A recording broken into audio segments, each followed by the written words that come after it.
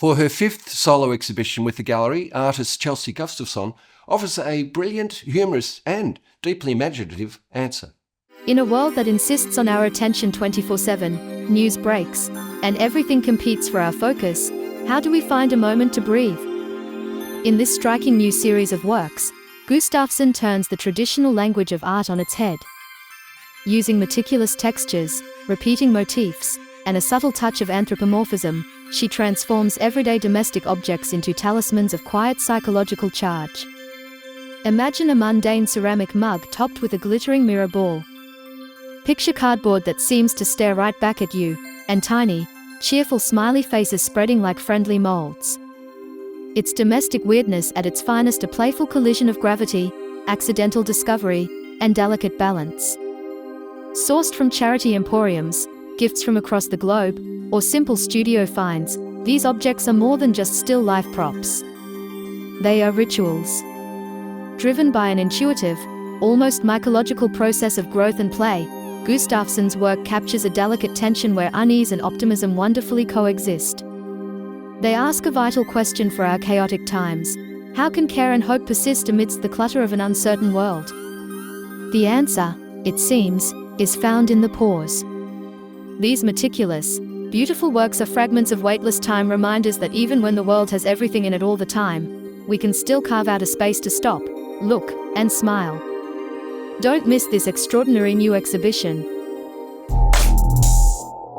Two exhibitions that finish at the NGV at the end of August are John Gollings' exhibition, that's part of the Artist Room series, and Bearing Witness, which is contemporary Asian art from the NGV collection.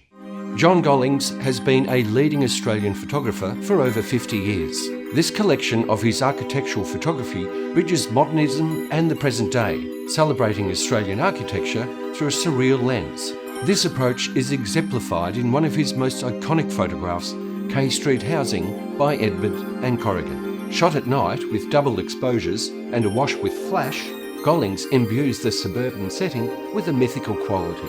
Across the display, Gollings' images are characterised by strong formal composition, moments of drama and exaggeration, and an ongoing experimentation with emerging technologies that pushes the possibilities of each image. The display is part of the NGV's Artist Room series, which invites audiences to take a closer look at individual artists. Bearing Witness shows the work of artists across Asia and its diasporas confront history and social change, transforming the body, language and visual traditions into forms of resistance. Q Jahi reinterprets the gestures of cultural revolution imagery to reflect on the communal dreams of the era and the realities that followed. Zhang Huan overlays faces with written characters, linking personal identity to rapid urban transformation and the loss of familiar environments. Others examine how political authority and social pressures shape identity more directly.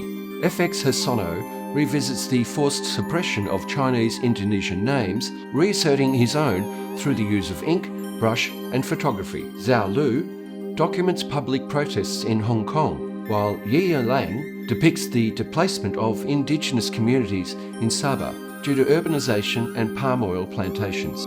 Paris Panermo commemorates disappeared political activists by inscribing their names as a record of social memory.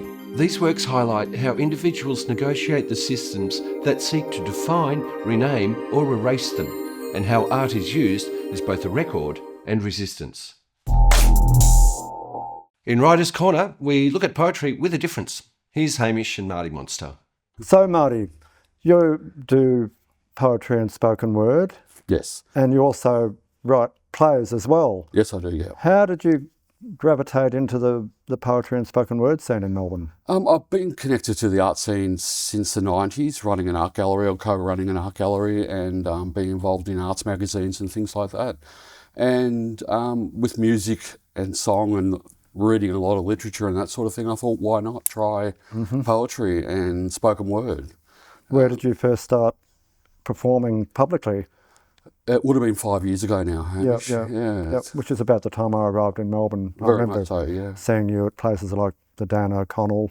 Oh yes, and Bar Uzu and Open Studio. And that And but you've become part of the scene. And last year during the pandemic, you kept busy writing, and you actually launched a collection called published a collection called Fruit Salad.